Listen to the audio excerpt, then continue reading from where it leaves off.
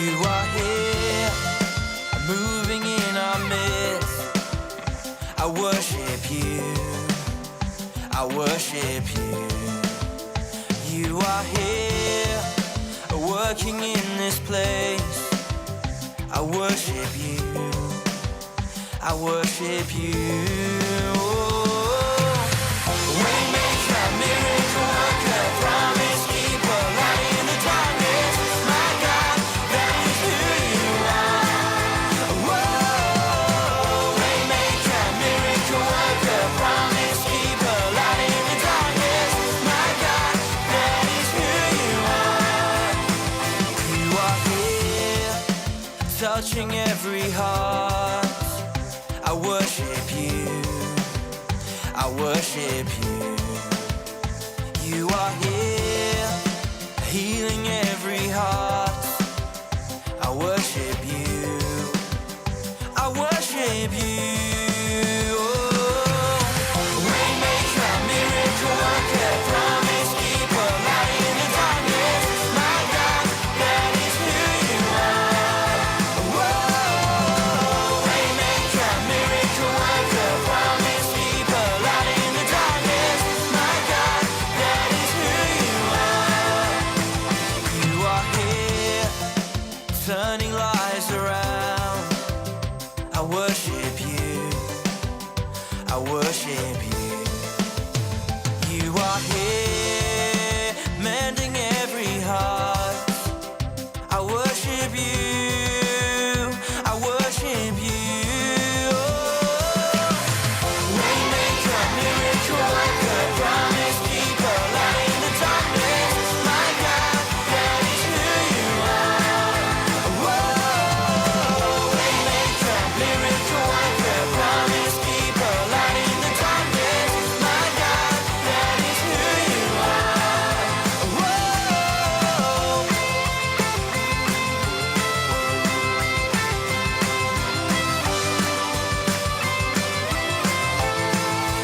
Whoa.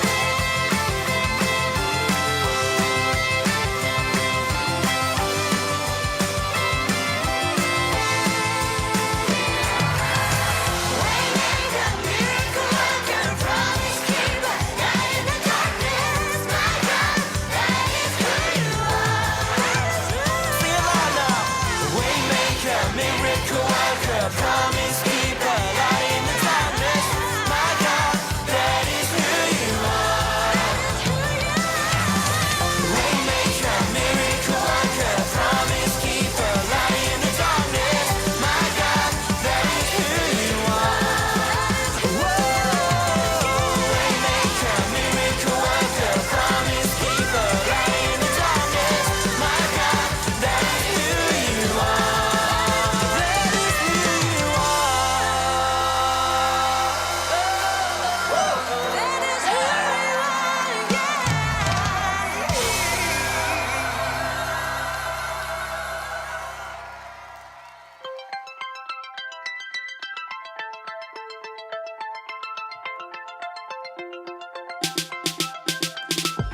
Jesus loves me, this I know. For the Bible tells me so.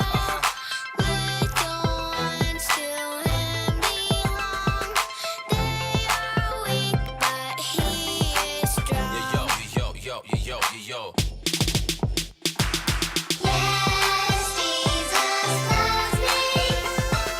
Yes, Jesus loves me. Yes, Jesus loves me. The Bible tells me so.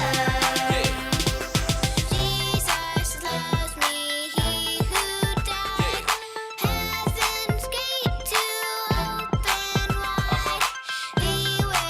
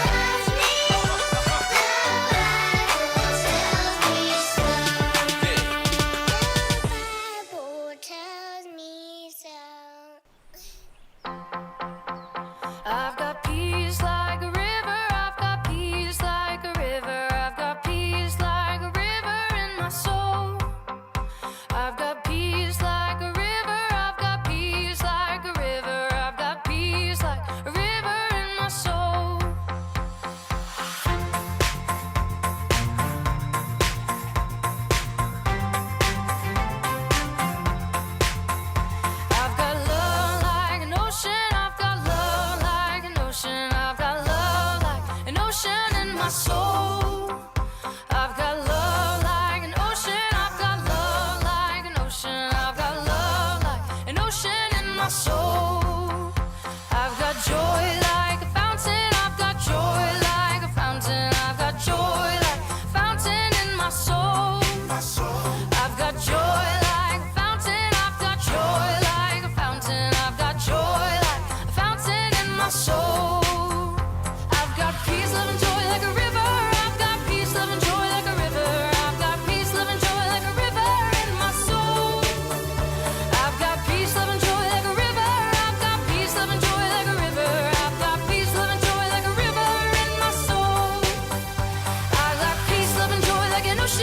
I've got peace, love, and joy like an ocean. I've got peace, love, and joy like an ocean in my soul. I've got peace, love, and joy like an ocean. I've got peace, love, and joy like an ocean. I've got peace, love, and joy like an ocean in my soul. I've got peace, love, joy like a fountain. I've got peace, love, and joy like a fountain. I've got peace, love, and joy like a fountain in my soul. I've got peace, love, and joy like a fountain. I've got peace, love, and joy like a fountain. I've got peace, love, and joy like a fountain in my soul. Hi friends, Miss Vicki here again. So glad to meet with you guys. Soon enough, Lord willing, we'll be able to meet in person. But until then, we'll keep doing this, okay? Today we're going to be talking about putting the Lord first. And what does that look like? Well, it looks different in each person's life. But we're going to be talking about money today. Now, you can put the Lord first with time, with money, with everything you have. But again, we're going to focus on money today. So I have Josh here who's going to help me with an object lesson that I think you guys are really going to enjoy. He's got a banana here. And this banana represents his allowance. Let's say that he got a $10 allowance, okay? And he gets it on Monday. So Sunday's already passed. He didn't have a chance to give his tithes yet. So what is he going to do? Let's see what he does. So on Monday, he gets the allowance. Tuesday comes around and he's having a book fair at school. So guess what he does? He buys a book. He's super excited about it. He's like, I still got enough to give to the Lord. It's all good. So Tuesday rolls around, then Wednesday comes. He's super excited because his friend, who really needed $1 for something, he had the $1. So he thought, God would really want me to help him, so I'm going to help him. So he gives his friend $1, but he still has enough money for tithe. He's fine. Well, Thursday rolls around, and he really wants a bag of Talkies. He loves them. He's at the store with Mom, and Mom says, if you want them, you got to buy them with your money. He said, I got enough. I'm fine. So he buys a bag of Takis. Friday comes around. Well, he has to wear uniforms at school. And if he pays $1, he can wear jeans. So he says, I still got enough for tithe on Sunday. I'll be fine. So he pays $1. Well, Saturday comes, and he's invited to get some ice cream. In his head, he's like, I think I'll have enough. Yeah, I'll have enough. Well, he goes out and has ice cream with his friends. Guess what happens?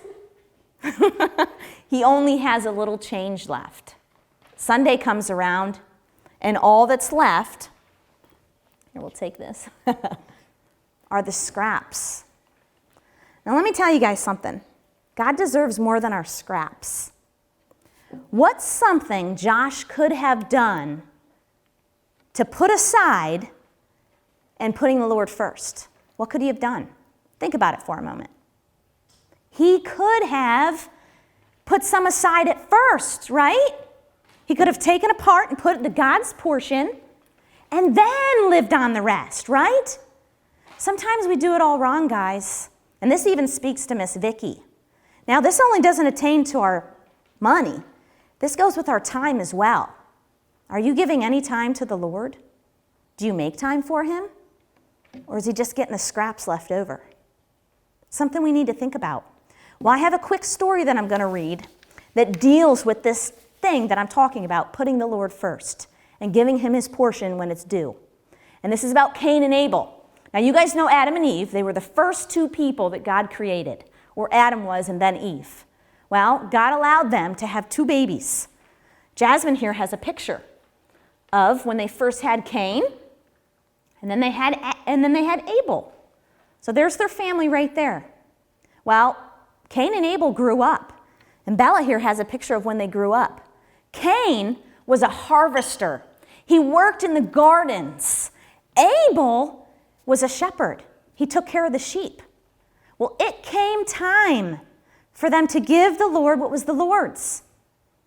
And Abel, the one who was the shepherd, came with his firstborn, the blameless sheep, the best that he had. And then Cain came with some of his veggies and fruits. Well, God was dishonored by Cain's because he just came with first with the wrong attitude, and second, he didn't come with his best. And Cain was upset about it. So let me ask you guys something. With Cain and Abel, why do you think God was displeased with Cain's? And I already mentioned it. Because he came with just a portion. He didn't come with his best. Okay? Another question. Why do you think God liked Abel's offering? Because he came with his best. He got the best portion of his offering. And guys, we can do the same thing. This doesn't only go for you guys, it goes for us as adults as well. We have to make sure our mindsets are correct when we come to the Lord and we bring him his portion. Our mindset is huge. So I want to challenge you guys this week. We have a lot of time at home, most of us. I want you guys, if you get an allowance, to put some aside and give a portion to the Lord. Also, with your time, I want to challenge you to make some time for the Lord, not just the leftover time you have, but an important time. And let's just see how that honors the Lord. So I'm so glad that you guys met with us today. Let's strive to make the Lord first in our lives in every area. I love you guys. Bye.